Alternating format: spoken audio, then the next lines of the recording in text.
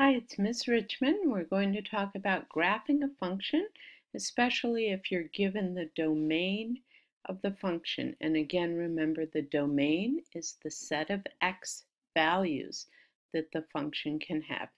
So let's start with the following rule. Let's say we'll do something easy here. Let's say we have y, need the pen. So we have y equals 2x, and let's say our domain, we'll try and keep it simple, is going to be the set, let's do 0, 1, -1, and 2. Okay, so you probably know how to graph things from last year. So typically we would start by making a little table. So we'd make sometimes it's called a table, sometimes a t-chart, our x's and our y's. So if x is 0, then y would be, if it's 2x, it would be 2 times 0, which is still 0. So I'd go and I'd plot 0, 0, which is right here at the origin. Remember, it's called the origin, that center there. If x is 1, I'm using these values. These are my domain values. So those have to be my x's. I can't use any other than what's in the domain. So I could fill in the x's right away, actually. 0, 1. Let's see if I can get this pen to work. 1, -1, and 2. Those are my x values. So continuing, if x is 1, then y, which is 2x, would be 2 times 1, or 2. So I can plot the point x is 1, y is 2, right about there. When x is -1, then y would be 2 times -1, which is -2. So when x is -1, y is going to be -2, right there.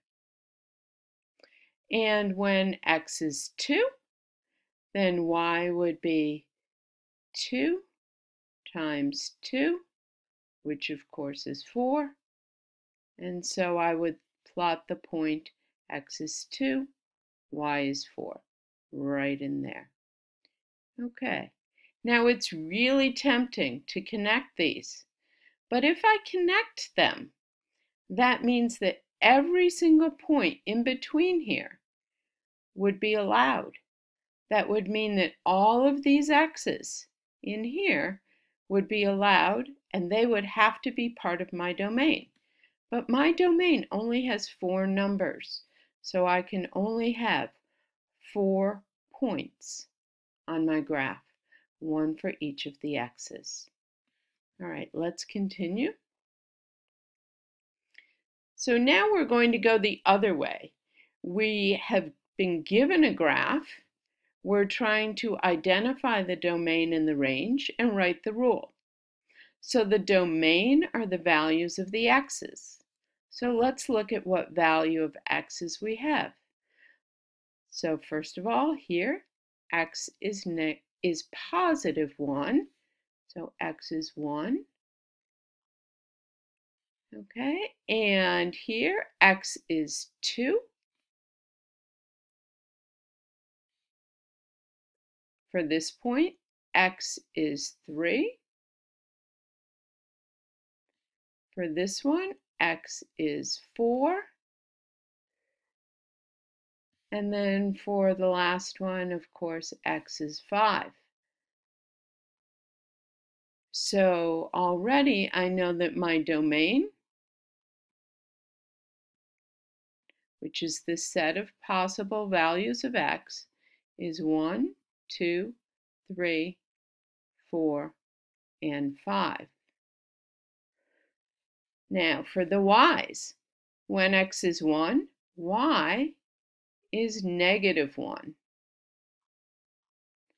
When x is 2, y is 0.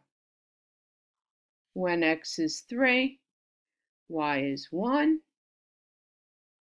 When x is 4, y is 2.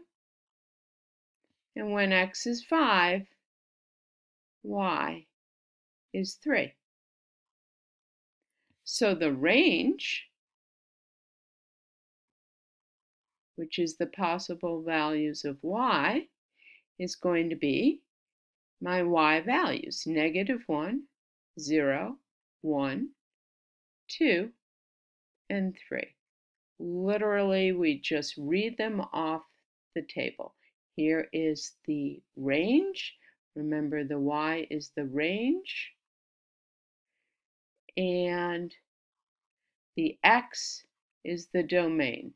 So you can just read them off the table. So this set is your domain, this set is your range. Now we're supposed to write a rule. So let's see if we can figure out what's going on here. So from 5, we map to 3, from 4 to 2, from 3 to 1, from 2 to 0, and from 1 to -1. So first of all, notice it is a function because for every x, there's exactly one y. And you can probably see what they're doing every time to get from x to y. They're subtracting 2. So we can say that the rule is y is going to be x, and then what do I do to x?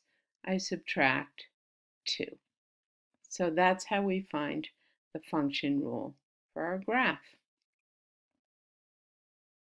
So when you are trying to find function rules from graphs, you're going to go ahead and make your t-chart and see if you can find patterns.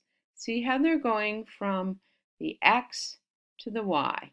Look and see if they're multiplying by something, adding something. Try and find a pattern and then write your rule from that. Okay, and don't forget, you can identify the domain and the range by looking at the points and looking at their coordinates, which are represented in the table. That's it.